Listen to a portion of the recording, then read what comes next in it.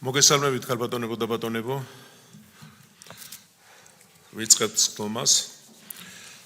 დღის წესრიგი დარიგებულია. თუ რაიმე წინადადება სხვა არ არის, დავამტკიცოთ. მადლობთ. მაშინ ჩვენ დავიწყოთ SIP საქართველოს ინოვაციებისა და ტექნოლოგიების სააგენტოს ვენჩურული საინვესტიციო ფონდში მონაწილეობასთან დაკავშირებული 2025 წლის ანგარიში. მოხსენებელი საქართველოს ეკონომიკისა და მდგრადი განვითარების მინისტრის მოადგილე ბატონი ირაკლი ნადარეიშვილი. გთხოვთ ბატონო ირაკლი.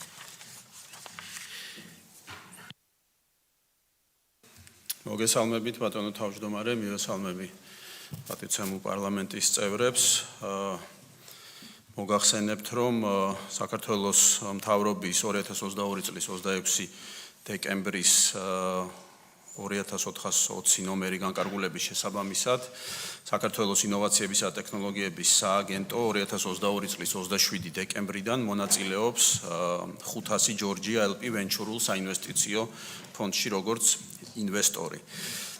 ხოლო საინვესტიციო ფონდების შესახებ საქართველოს კანონის მიხედვით სახელმწიფო ორგანო საინვესტიციო ფონდში ქვეფონდში მონაწილეობის შემთხვევაში ყოველი წლის 1 ივნისამდე ვალდებულია რომ წინა საანგარიშო წლის ანგარიში გამოაგზავნოს შესაბამისად წარმოგიდგენთ 2025 წლის 1 იანვრიდან 2025 წლის 31 დეკემბრის ჩათვლით ინოვაციებისა და ტექნოლოგიების სააგენტოს 500 ჯორჯია LP ვენჩურულ საინვესტიციო ფონდში მონაწილეობასთან დაკავშირებულ ანგარიშს.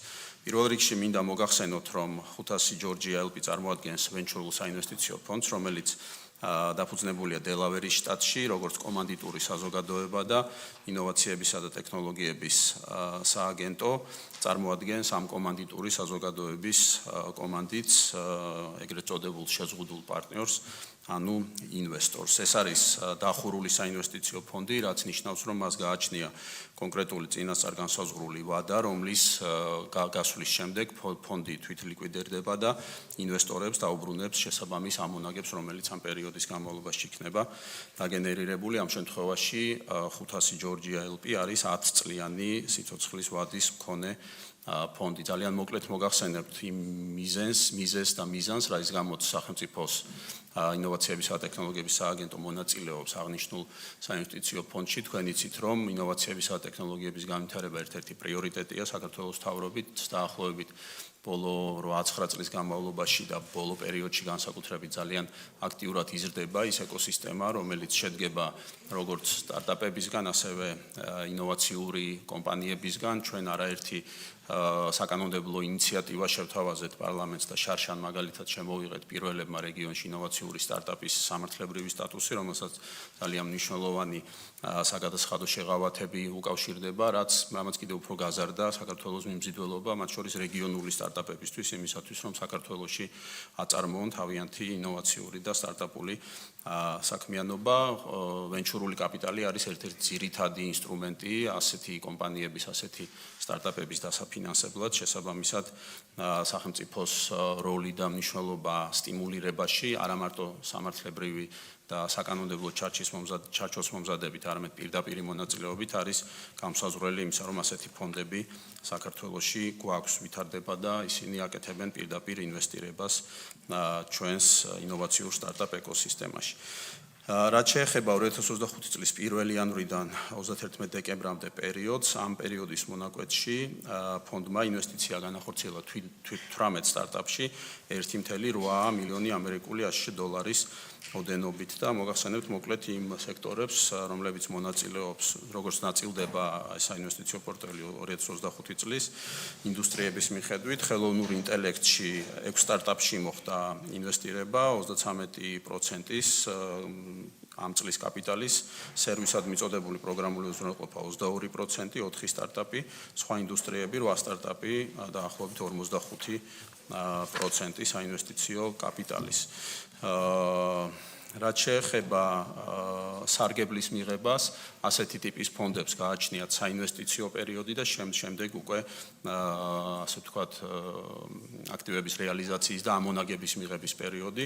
პირველი 5 წელი ამ შემთხვევაში განსაზღვრულია საინვესტიციო პერიოდად, რა ეტაპიც გრძელდება დღეისათვის, შესაბამისად ამონაგებს ფონდი ამ ეტაპზე არ აგენერირებს, ახორციელებს ინვესტიციას 5 წლის გასვლის შემდეგ დაიწყება უკვე ეგრეთ წოდებული ექსიტები, როდესაც ფონდი დაიწყებს აქტივების გაყიდვას, რეალიზაციას, გამოსვლას პროექტებიდან და ინვესტორები მიიღებენ შესაბამის ამონაგებს. ეს არის ისი მოხსენებაც მინდოდა გმადლობთ. მადლობთ ბატონო ირაკლი, შეკითხვები ხომ არ არის? ბატონო ირაკლი, ერთი შეკითხვა მაქვს, აი სადაც ჩაიდოს ფული, როგორ მუშაობენ ეს კომპანიები, გვაქვს ამაზე ინფორმაცია? რა თქმა უნდა, ვენჩურული კაპიტალის და ვენჩურული ფონდის ამოცანა და მიზანი არ არის მხოლოდ კაპიტალის ინვესტირება, არამედ კაპიტალთან ერთად და ამ შემთხვევაში ეს ამერიკული აქტივების მმართველი, რომელიც სახელმწიფომ შემოიყვანა, არის ერთ-ერთი მოწინავე, შეიძლება ვთქვათ, რომ შედის სოფლიო ხუთეულში საინვესტიციო ვენჩურული კაპიტალის ფონდების მართვაში. კაპიტალის გარდა ამ კომპანიებს მოაქვს ძალიან ბევრი ექსპერტიზა, გამოცდილება და ყოველდღიურ რეჟიმში ის კომპანიები, სადაც ხდება ინვესტირება, გადიან ძალიან აქტიურ, ასე ვთქვათ, ტრენინგს, მენტორშიპს, არიან აქტივების მმართველის, ასე ვთქვათ, დაკვირვების და განვითარების ქვეშ, შესაბამისად, რა თქმა უნდა, ვფლობთ ინფორმაციას თითოეული კომპანიის წარმატების ან წარუმატებლობის შესახებ და ამ 5 წლის განმავლობაში და შემდგომ პერიოდშიც აქტივების მმართველი ზრუნავს იმაზე, რომ კომპანიები გაიზარდონ და მიაღწიონ იმ სამიზნე მაჩვენებლებს, რა სამიზნე მაჩვენებლებითაც განხორციელდა ინვესტირება თავის დროზე თითოეულ კომპანიაში. მადლობთ. მადლობთ. ბატონო ირაკლი, შეკითხვები არ არის? თხოვთ დავბრძანდეთ. მადლობა. შემდეგი საკითხი, საჯარო სამართლის იურიდიული პირის საქართველოს საპენსიო ფონდის საქმიანობის 2025 წლის ანგარიში. მოხსენებელი გენერალური დირექტორის მოვალეობის შემსრულებელი ბატონი გიორგი ჭიჭინაძე. გთხოვთ ბატონო გიორგი.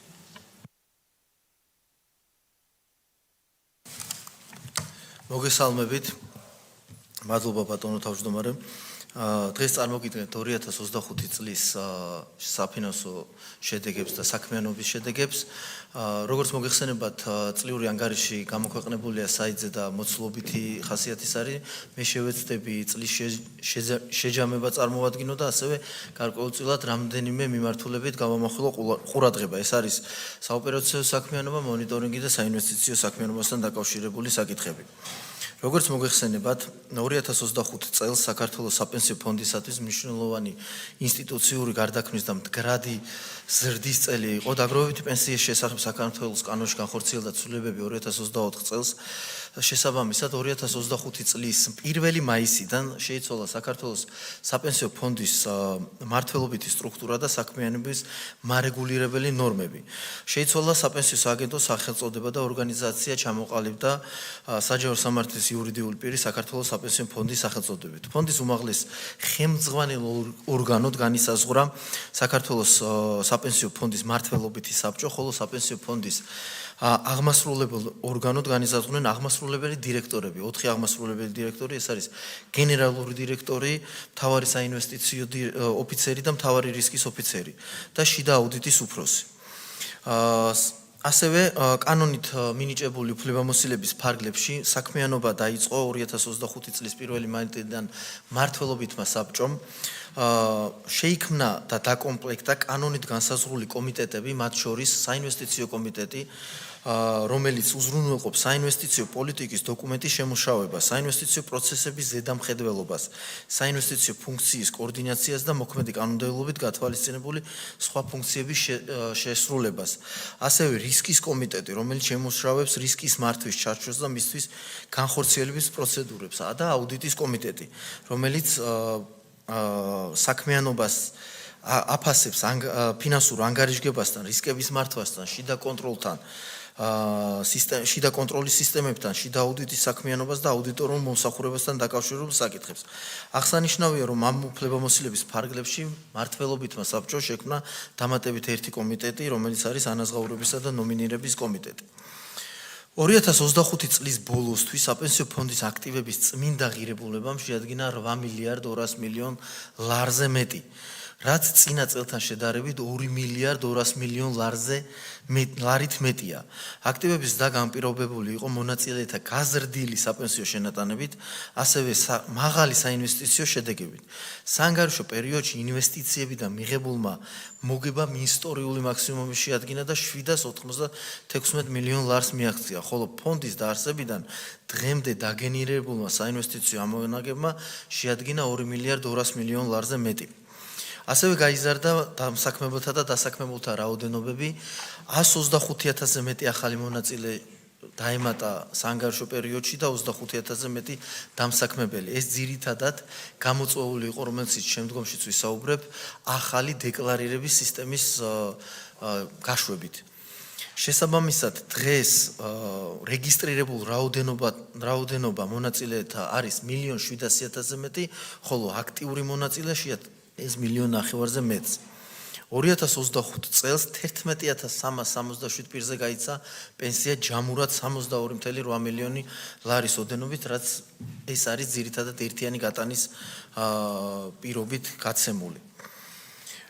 2025 წლის მაისიდან ამოქმედდა კანონის შესაბამისად განხორციელებული ცვლილების შესაბამისად შენატანების დეკლარირების ადმინისტრირებისა და გადახდის პროცესი მნიშვნელოვნად გამარტივდა, შესაბამისად განხორციელდა საპენსიო დეკლარაციის ინტეგრირება საშემოსავლო დეკლარაციასთან. მანამდე თუ დამსაქმებელს ორი სხვადასხვა დეკლარაცია უნდა წარედგინა ორ სხვადასხვა პორტალზე, ეხლა ერთ მარტივ საშემოსავლო დეკლარაციის წარდგენით გვაწვდეს ინფორმაციას და მხოლოდ საჭიროა დამსაქმებლის მიერ განახორციელოს საბალანსო ანგარიშზე თანხის შეტანა. და ასევე მნიშვნელოვანი იყო მონიტორინგისა და აღსრულების სისტემის განვითარების კუთხით საკანონმდებლო ცვლილებების შედეგად დაინერგა საპენსიო შენატანების ვალდებულების ავტომატური მონიტორინგისა და სანქცირების სისტემა, რამაც მნიშვნელოვნად გააძლიერა სისტემის ეფექტიანობა, მონაწილეთა ინტერესების დაცვა და დამსაქმებლების დისციპლინირება, რადგან იყო შემთხვევები, როდესაც ძველ პერიოდზე დამსაქმებლები არ ახდენდნენ დეკლარირებას. ეხლა კონკრეტულად გავყვები რამოდენიმე მიმართულებას, მოკლედ. საოპერაციო საქმიანობა, საპენსიო შენატანების ადმინისტრირება და მასთან დაკავშირებული პროცესის მართვა, როგორც აღნიშნე 125,000 ადამიანი მონაწილე დაემატა სისტემას და 25,000 დამსაქმებელი, შესაბამისად ყავს რეგისტრირებული 1,700,000-ზე მეტი და 1,900,000 აქტიური მონაწილე. სისტემაში რეგისტრირებულთა დამსაქმებელთა რაოდენობამ ჯამურად შეადგინა 146,000 წლის ბოლოსთვის, 2025 წლის ბოლოსთვის. ასევე საანგარიშო პერიოდში შენატანების ჯამურმა ოდენობამ 2025 წლის ბოლოსთვის შეადგინა 6 მილიარდ 215 მილიონი ლარი. ხოლო 2025 წელს შენატანების ოდენობა იყო 1 მილიარდ 440 მილიონ ლარზე მეტი. ასევე საანგარიშო პერიოდში 11,367 პირზე გაიცა 62 მილიონი ლარის ოდენობის პენსია, ხოლო 2019 წლიდან 2025 წლამდე ჯამში 26,820 პირზე გვაქვს გაცემული 123 მილიონი ლარის ღირებულების საპენსიო აქტივი, ხოლო პროგრამული გატანით, ანუ ყოველთვიურად იღებს 32 მონაწილე ჯამში 197,000 ლარის ოდენობის. რაც შეეხება მონიტორინგის პროცესი მოიცავს დამსაქმებლების მიერ კანონის გათვალისწინებით ვალდებულების შესრულების კონტროლს, დარღვევების გამოვლენას და შესაბამის რეაგირებას. პროცესის მიზანია სქემის მონაწილეთა ინტერესების დაცვა, რომ მონაწილემ ყოველი თეთრი თავისი მიიღოს კანონის შესაბამისად. მაისამდე 2025 წლის მაისამდე წარმოშობილი ვალდებულების განხორციელების შესრულების მონიტორინგი განხორციელდა, სადაც შემოწმდა 206 დამსაქმებელი და განხორციელდა 3,1 მილიონი ლარის საპენსიო შენატანი, ხოლო გამოვლინდა 3,6 მილიონი ლარის განუხორციელების შენატანი. ეს მონიტორინგის სამსახურის მიერ, მაგრამ საპენსიო ფონდს აქვს წლიური მაკორექტირებელი დეკლარაცია, როდესაც მონიტორინგამდე, შემოწმებამდე ნებისმიერ დამსაქმებელს შეუძლია წარმოადგინოს ეს დეკლარაცია და ამ წლიური დეკლარაციები ძველ ვალდებულებაზე წარმოდგენილი იქნა 60-დან 70 მილიონ ლარამდე. რაც ძალიან დადებითი შედეგია საპენსიო ფონდისთვის. რაც შეეხება საინვესტიციო საქმიანობის მიმოხილვას, საპენსიო აქტივების 80.3% ინვესტირებულია საქართველოში, რაც საპენსიო ფონდის მომგებიანობაზე ახდენს გავლენას. აღსანიშნავია, რომ 2025 წელს კვლავ დაფიქსირდა მაღალი ეკონომიკური ზრდა, რამაც წინასწარი მონაცემები 7.5% შეადგინა.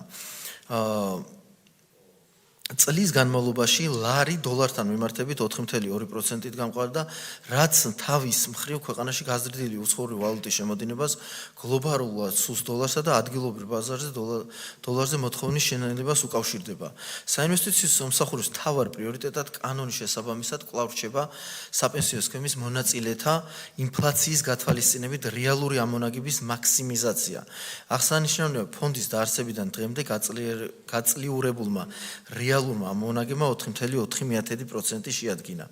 განთავსებას რაც შეეხება საპენსიო პერიოდის ბოლოსთვის 57.1% განთავსებული იყო 11 კომერციულ ბანკში სადებოზიტო სერტიფიკატებში, რომელსაც ერიცხებათ ფიქსირებული სარგებელი, 19.2% განთავსებული იყო უცხოური აქციებში ინვესტირებული, ხოლო საქართველოს სახაზინო ფასიანი ქაღალდების წილი პორტფელის 16.3% წარმოადგენდა. აქტივების 0.5% ევროობლიგაციებში იყო განთავსებული, 2.8% საერთაშორისო ფინანსური ინსტიტუციის ობლიგაციებში, 2% ადგილობრივ კორპორაციულ ობლიგაციებში. ასევე საპენსიო ფონდმა 2024 წელს დაიწყო საფინანსო ინსტიტუტების ობლიგაციებში ინვესტირება. შესაბამისად 2025 წელს ფონდმა ინვესტიცია კიდევ ორ ინსტრუმენტში განახორციელა: აზიის ინფრასტრუქტურის საინვესტიციო და აზიის განვითარების ბანკში.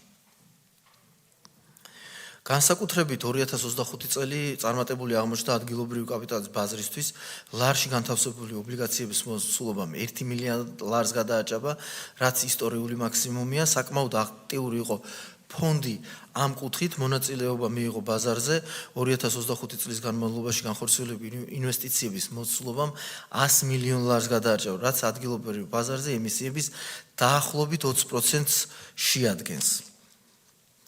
და ბოლოს 2025 წლის წელი საპენსიო ფონდის პორტფელებისთვის ერთ-ერთი ყველაზე წარმატებული წელი აღმოჩნდა. წლის განმავლობაში სამივე პორტფელმა ნომინალურ ამონაგებს მიაღწია.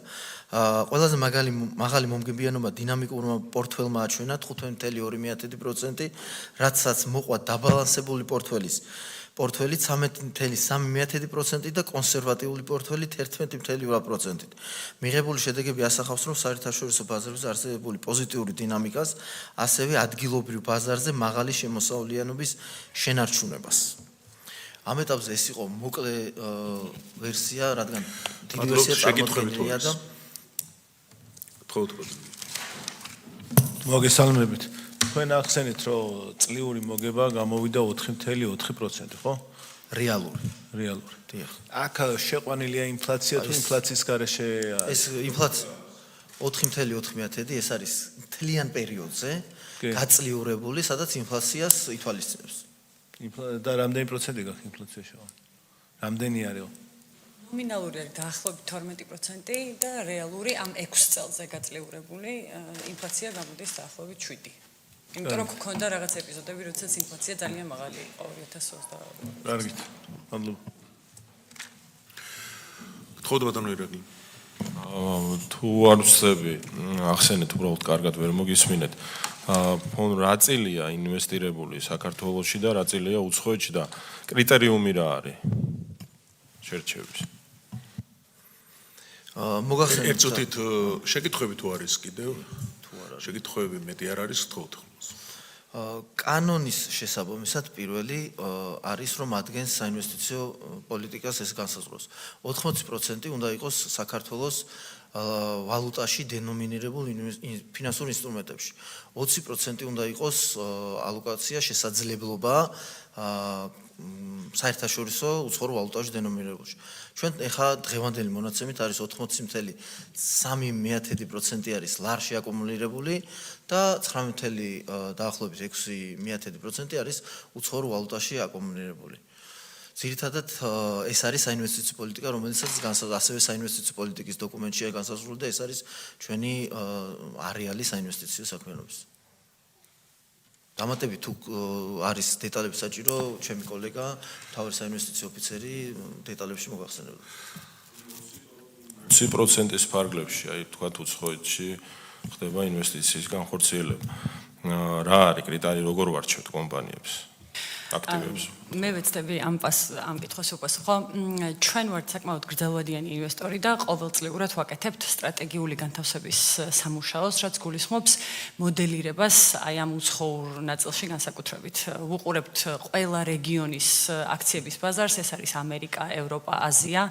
ჩვენ არ ვაკეთებთ რაღაც ცალკეული აქციების და კომპანიების აქციების ყიდვას, არამედ უფრო გვაქვს ზემოდან ქვემოთ მიდგომა, რაც გულისხმობს რეგიონებში ინვესტირებას. ეხლა რომ შევხედოთ ჩვენი აქტივების აი ამ უცხოური ნაწილის განაწილებას, დაახლოებით 40% არის ინვესტირებული ამერიკაში, ამერიკის ტოპ 500 კომპანიაში, დაახლოებით 20 არის აზიის რეგიონის განვითარებული აზიის კომპანიებში, ეს არის იაპონია, კორეა, ასე შემდეგ, გვაქვს 20% ევროპაში, 20% განვითარებად ბაზრებში და ეს არის იმ სამუშაოს მიერ დაწესებული მოდელ პორტფელი, ანუ ბენჩმარკი, რომლის მიხედვითაც ჩვენ ვაკეთებთ აქტივების განაწილებას.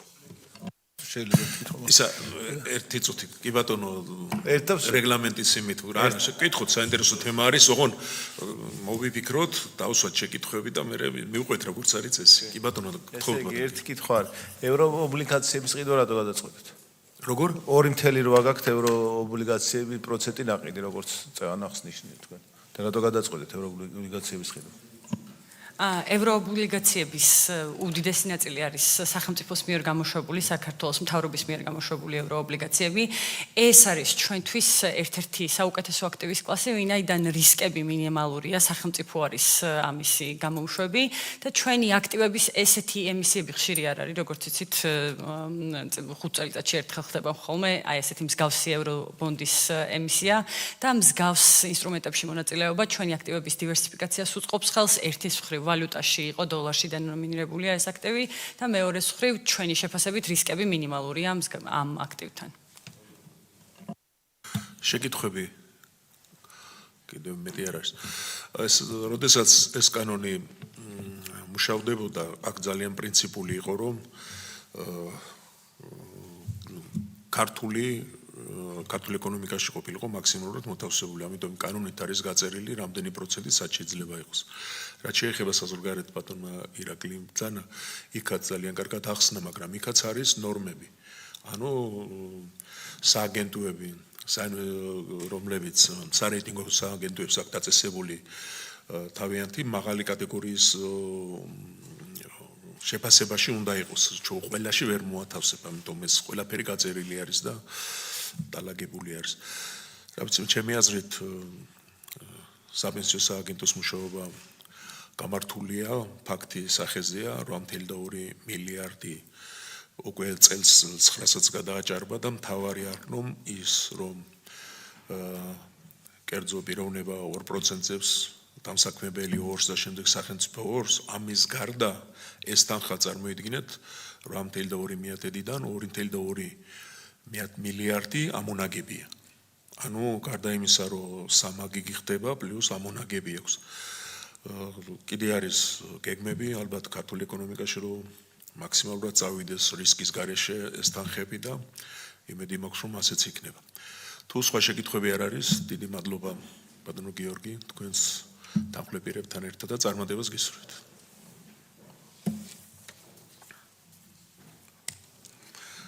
საქართველოს მთავრობასა და ჩინეთის სახალხო რესპუბლიკის მთავრობას შორის თავისუფალი ვაჭრობის შესახებ შეთანხმებაში ცვლილების შეტანის თაობაზე.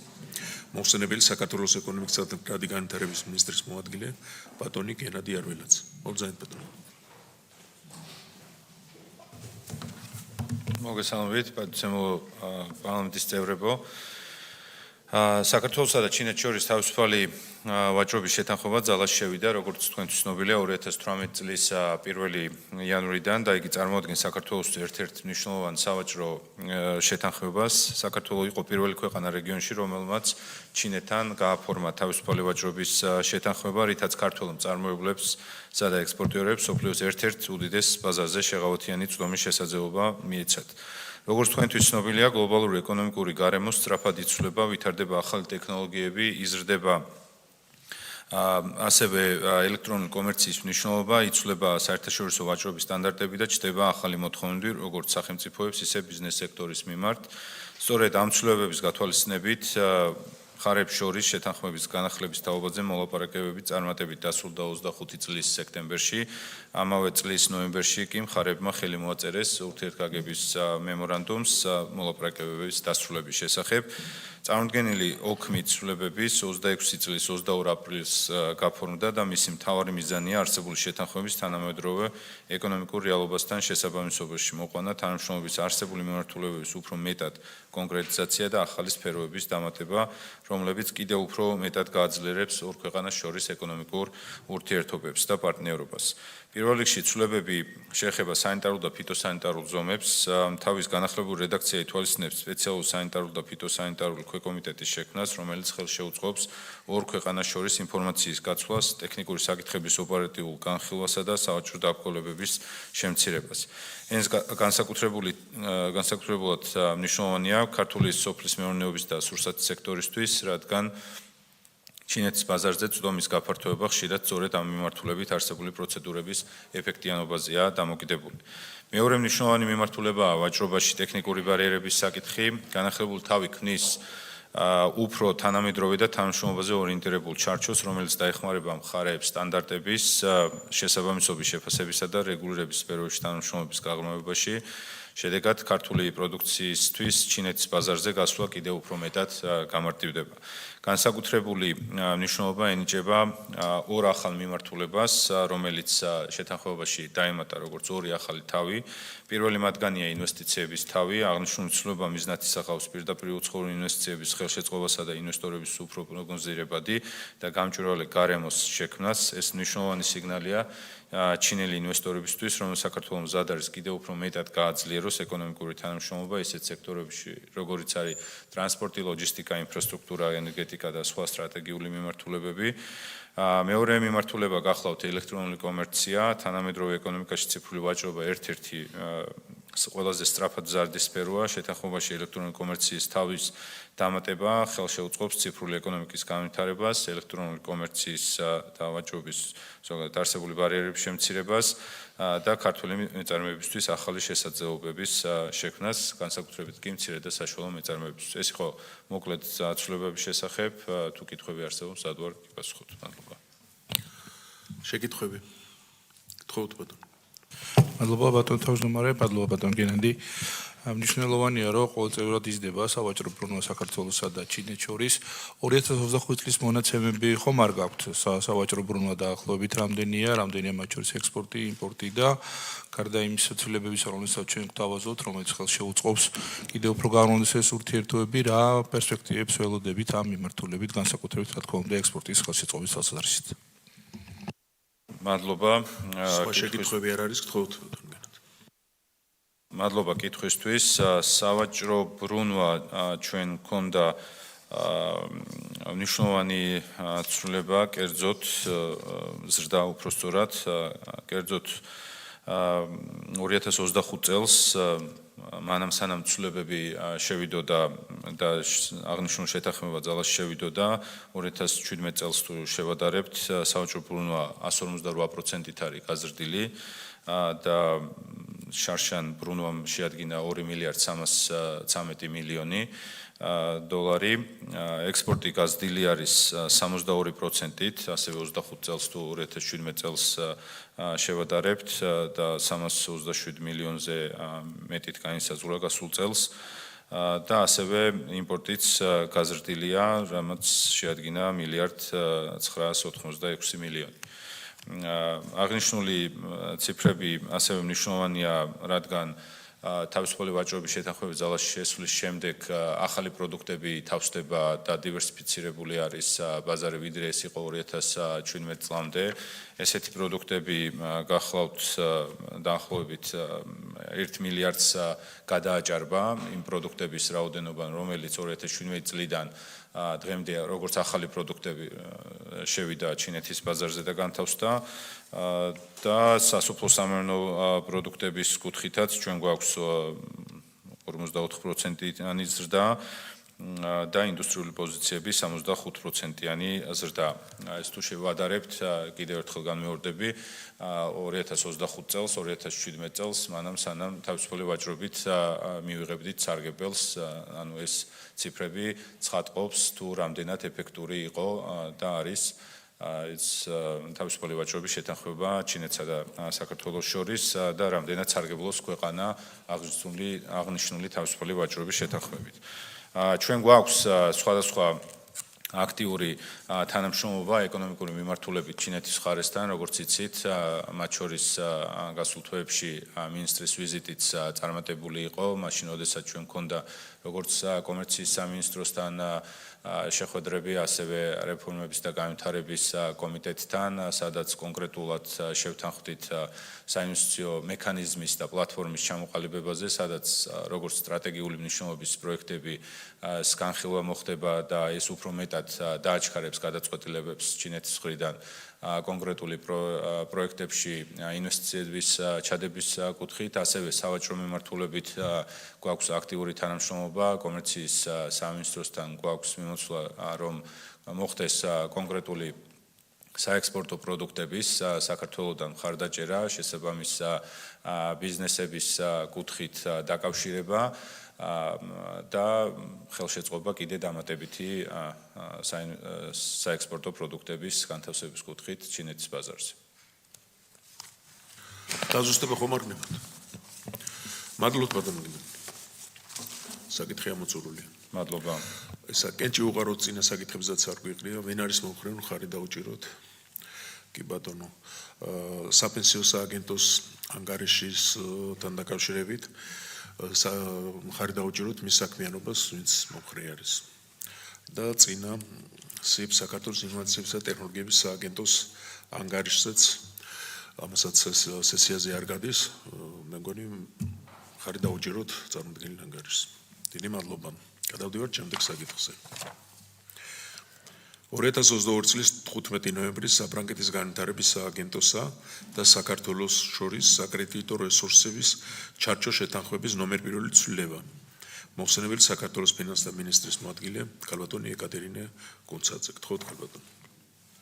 მადლობა ბატონო პაატა. რატიფიცირებისთვის წარმოგიდგენთ 2022 წლის 15 ნოემბრის საფრანგეთის განვითარების სააგენტოსა და საქართველოს შორის საკრედიტო რესურსების ჩარჩო შეთანხმების პირველ ცვლილებას.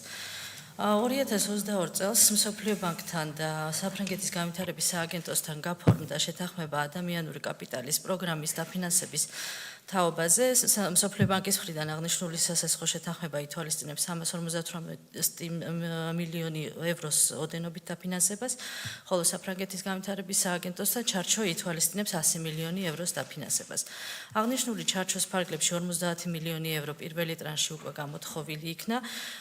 ეხლა არის საჭიროება მეორე ტრანშის გამოთხოვის, თუმცა ჩარჩოს შეთანხმებას, რომელიც პარლამენტის მიერ რატიფიცირებული იქნა 2023 წლის 4 აპრილს, ვადა ეწურება და საჭიროებს ჩარჩოს შეთანხმება ვადის გახანგრძლივებას მეორე ტრანშის გამოსათხოვად.